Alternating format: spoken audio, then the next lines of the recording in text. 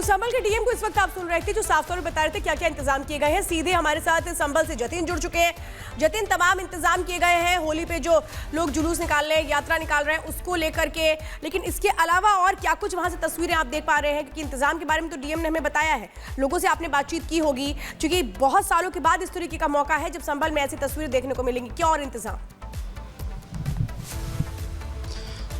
बिल्कुल, देखिए होली से पहले 10 तारीख को एकादशी भी है और एकादशी पर भी रंग खेलने का बड़ा प्रचलन संभल में है और परसों के लिहाज से भी तमाम तैयारियां हैं। मेरे पीछे आप देखेंगे फोर्स डिप्लॉय की गई है, जो डीएम और लगातार संभल के एसपी बात कर रहे हैं। 7 पीएसी की कंपनी है जिनका डिप्लॉयमेंट यहां पर किया गया है। बॉक्स वे में जो सिक्योरिटी है वो एनालाइज की जा रही है, जिसमें बीच में तो लोग होली खेलते हुए नजर आएंगे, लेकिन उसके पैरेलल में पुलिस और जो पीएसी की कंपनी है उनका पहरा होगा। तस्वीरें मैं आपको यहाँ पर भी दिखा दूं कि जिस गली पे आप नजर डालेंगे, जहां से भी 10 तारीख को एकादशी पे रंग खेलते हुए लोग और मंडली निकलेगी, वहां पर कुछ इस तरीके के सिक्योरिटी फोर्सेस की तैनाती है। पीएसी के जवान तैनात है और संभल पुलिस के जवान तैनात है।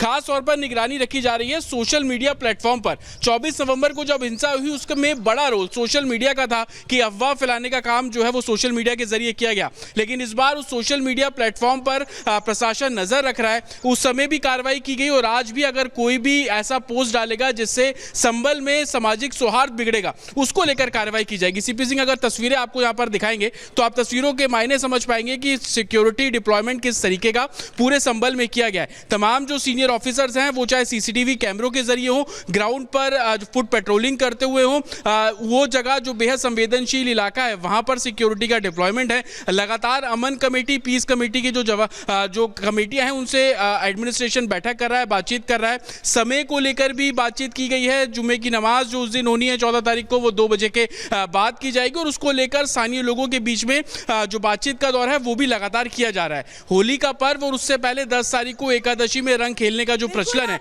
उसमें किसी तरीके की कोताही ना हो। एकादशी को लेकर आप कह रहे हैं खास परंपरा संभल में देखने को मिलती रही है और इस बार भी कैसे खास इंतजाम किए गए हैं वो पल पल आप हमें बता रहे हैं। आगे भी आपसे हम अपडेट लेते रहेंगे। तो संभल में होली को लेकर सीओ अनुज चौधरी के दिए बयान के बाद हंगामा खड़ा हो चुका है।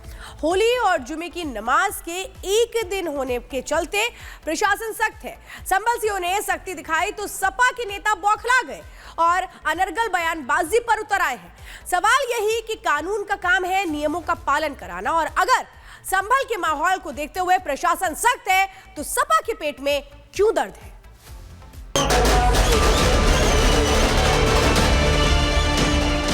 जिस भाई को होली खेलनी हो, जिसका बड़ा मन हो, वो बाहर निकले, नहीं तो अनावश्यक कोई भी आदमी बाहर ना निकले, अपने बच्चों के साथ रहे, अपने घर में नमाज पढ़े। जब कभी व्यवस्था बदलेगी तो ऐसे लोग तो जेलों में रहेंगे। समाजवादी पार्टी के सांसद राम गोपाल यादव सरेआम धमकी दे रहे हैं।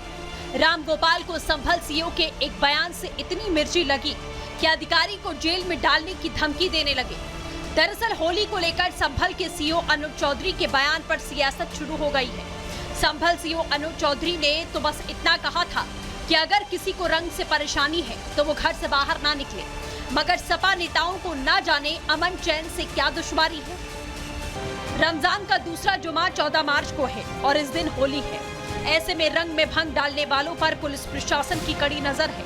खास तौर पर यूपी के संभल में, जहां 24 नवंबर को हुए बवाल के बाद माहौल संवेदनशील है। होली और जुमा एक साथ पड़ रहे हैं तो संभल में पुलिस अभी से अलर्ट पर है। संभल में पीस कमेटी की बैठक हुई। बैठक में संभल सीओ अनुज चौधरी ने 2 टूक कहा, जुमा साल में 52 बार आता है, होली साल में 1 बार आती है। जिनको रंग से दिक्कत है वो घर से बाहर ना आए। संभल सीओ के बयान के बाद राजनीतिक संग्राम तेज हो गया है। साल में 52 के करीब जुम्मे आते हैं और इत्तेफाक से ये जुम्मा अपना रंग के दिन आया है। जिस भाई को होली खेलनी हो, उस दिन वो बाहर निकले, अनावश्यक कोई भी आदमी बाहर ना निकले, अपने बच्चों के साथ रहे, अपने घर में नमाज पढ़े। यदि हिंदू पक्ष कोई रंग जबरदस्ती जानबूझ के डालता है और उसकी कोई वीडियो या ऑडियो हमारे पास आ गई, क्योंकि कोई भी चीज होती है तो फिर उस पर भी कार्रवाई होगी। पुलिस प्रशासन का काम है शांति बनाए रखना। अगर सख्ती बढ़ती जा रही है तो समाजवादी पार्टी को दिक्कत क्या है? सपा सांसद राम गोपाल यादव और मेहबूबुल्लाह नदवी संभल सीओ के बयान के बाद दर्द में दिखाई दे रहे हैं। ना ही खुलकर होली के समर्थन में हैं, ना ही नमाज पर विरोध जता पा रहे हैं। ऐसे में संभल के सीओ ही सपा के निशाने पर आ गए। देखिए, अनूप चौधरी ने तो दंगा ही कराया था। अनूप चौधरी कह रहे थे गोली चलाओ। देखा सबने कि नहीं देखा? सबने देखा है। कोई सीईओ थे जो हुआ था, तो वो उनसे क्या उम्मीद करोगे? कोई ठीक बात करें। जब कभी व्यवस्था बदलेगी तो ऐसे लोग तो जेलों में रहेंगे। ये गैर जरूरी बयान है। इससे पहले भी देश में होली और जुमा एक साथ आए हैं, हद तक ऐसा भी हुआ कि होली और ईद भी साथ रही है, लेकिन कोई मसला नहीं पेश आया। तो ये मसले क्यों ऐसे इस तरह से वो परिभाषा दे रहे हैं, हरेसमेंट करने की कोशिश कर रहे हैं? जिस तरह से उन्होंने कहा कि 52 मरतबा ये और ये, वो क्या कहना चाहते हैं? राम गोपाल यादव का अहंकार कहें या फिर सत्ता में वापसी की चाह, 2027 में चुनाव होने हैं, मगर कुर्सी मिलते ही अधिकारियों पर धौंस जमाने की लालसा अभी से दिख रही है। संभल सीओ ने तो स्पष्ट शब्दों में समझा दिया कि संभल में कोई दंगा फसाद नहीं चलेगा, होली धूमधाम से होगी। अगर किसी ने माहौल बिगाड़ा तो एक्शन होगा।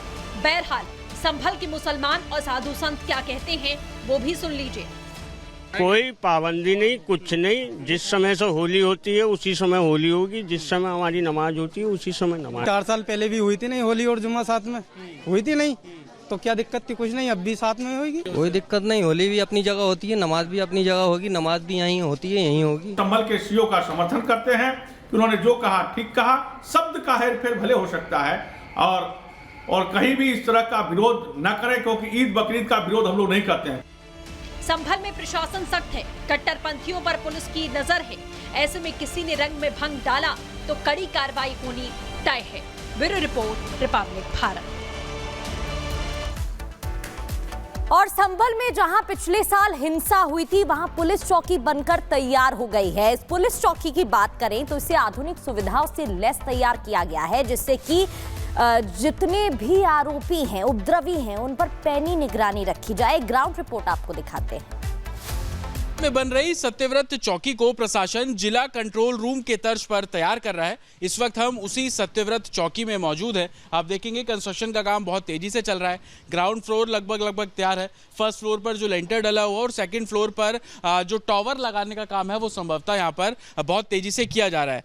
एसपी खुद यहाँ पर पहुंचे, निरीक्षण इस पूरी चौकी का किया और जो जानकारी उन्होंने दी वो बेहद हैरान कर देने वाली कि सत्यव्रत चौकी को सिर्फ एक पुलिस पोस्ट के तर्ज पर नहीं देखा जाएगा, बल्कि जिला कंट्रोल रूम भी यहां पर एस्टेब्लिश किया जाएगा। और उसकी एक झलक हमें यहां पर मिली। आप ये देखेंगे, ये पीए सिस्टम इसको बोला जाता है, पब्लिक अनाउंसमेंट सिस्टम, वो इस चौकी में इंस्टॉल किया जाएगा। इसके जरिए इस पूरे इलाके पर नजर जो है वो रखी जाएगी। सत्यव्रत चौकी इसलिए भी महत्वपूर्ण बन गई है, 24 नवंबर को जो हिंसा हुई उस हिंसा में देखा गया कि कैसे शाही जामा मस्जिद, जिससे अब विवादित इमारत इलाहाबाद हाईकोर्ट द्वारा बोला गया, साथ ही कुछ लोग इसको हरियर मंदिर बोलते हैं, ठीक उसके सामने ये सत्यव्रत चौकी बन रही है। बेहद हाइट पे बनने वाली ये चौकी है। अगर इस चौकी की छत पर पहुंचेंगे तो पूरा इलाका आपको साफ तौर पर नजर आएगा। और ये जब पीए सिस्टम, जिसको पब्लिक अनाउंसमेंट सिस्टम बोला जाता है, ये जब यहाँ पर इंस्टॉल कर दिया जाएगा तो आप इसमें देखेंगे एक बड़ा सा पोल है और पोल के आगे आपको स्पीकर्स लगे हुए नजर आ जाएंगे। जब इस पीए सिस्टम को यहाँ पर खड़ा कर दिया जाएगा, इंस्टॉल कर दिया जाएगा, तो इस चौकी से कोई भी पुलिसकर्मी कुछ भी बोलेगा तो उसकी गूंज इस पूरे इलाके में सुनाई देगी। क्योंकि अमूमन देखा गया 24 नवंबर को जब हिंसा हुई तो विवादित इमारत, जिसे शाही जामा मस्जिद बोला जा रहा है, उसके आसपास बड़ी संख्या में लोग इकट्ठे हुए।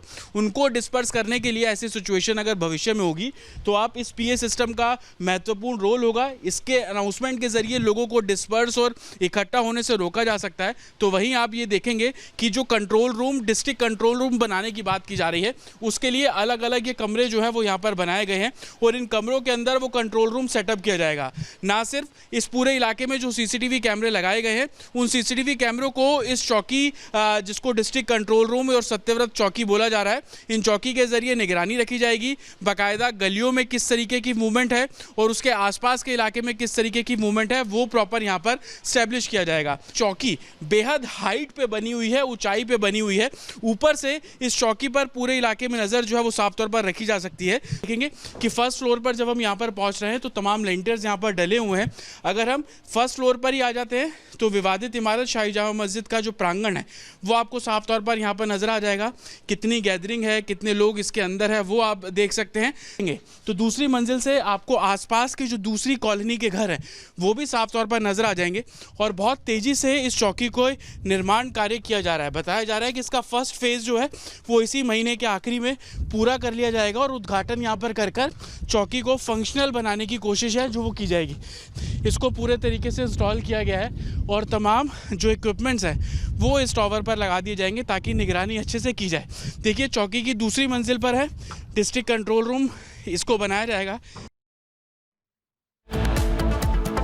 और यहाँ रुकेंगे छोटे से ब्रेक के लिए। ब्रेक के बाद आगे देखिए 7 मिनट में देश दुनिया की 70 खबरें।